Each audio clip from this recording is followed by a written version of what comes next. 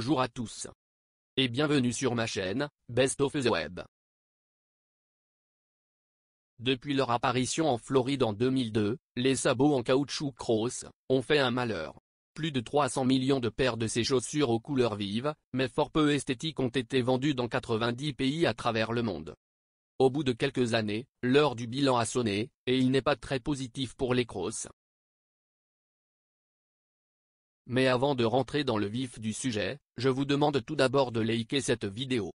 Votre like nous encouragera à produire d'autres vidéos pour vous. Abonnez-vous, et rejoignez notre chaîne, en cliquant sur le bouton rejoindre, pour bénéficier d'avantages exclusifs. Bien pratique pour éviter de glisser au bord des piscines, et prisé par les personnes dont le travail nécessite de longues stations debout, en raison de leur confort, ces chaussures ont cependant des effets négatifs sur la santé, selon des spécialistes.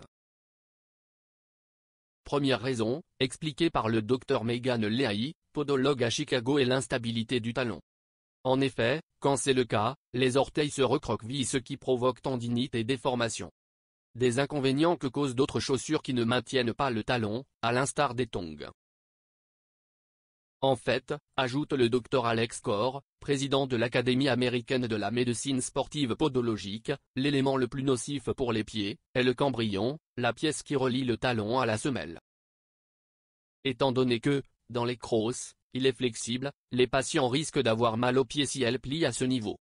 Même en portant la ganse à l'arrière du sabot, on peut éprouver des douleurs au talon et à la cambrure du pied. Selon lui, seuls deux types d'individus peuvent porter des Crocs sans effet secondaire. Les personnes qui souffrent de gros œdèmes aux chevilles et aux jambes et celles ayant un pied arqué. Lui-même reçoit chaque jour des patients souffrant de douleurs à la cambrure du pied, ou au talon causées par le port prolongé de Crocs. Il conseille donc de ne pas en porter tout au long de la journée, comme le font fréquemment le personnel hospitalier et les vacanciers. Le Dr Leahy abonde dans ce sens. Selon lui, on peut porter des Crocs mais de manière occasionnelle. À la piscine ou à la plage, mais certainement pas pour faire de longues marches. D'ailleurs, elle a remarqué qu'en portant ce type de chaussures, enfants comme adultes trébuchaient et tombaient souvent. De plus, il faut savoir que dans plusieurs pays, dont les États-Unis, le Canada, la Grande-Bretagne et la Suède, le port des Crocs a été interdit dans les hôpitaux pour des raisons de sécurité. Elle ne serait pas assez solide pour protéger les pieds des soignants en cas de chute d'objets pointus comme les seringues. C'est tout pour aujourd'hui. Dites-nous en commentaire si cette vidéo vous était utile. Si vous avez aimé la vidéo, n'oubliez pas de la liker et de la partager avec vos amis, et si vous êtes nouveau sur la chaîne, n'oubliez pas de vous abonner et d'activer la notification. À bientôt.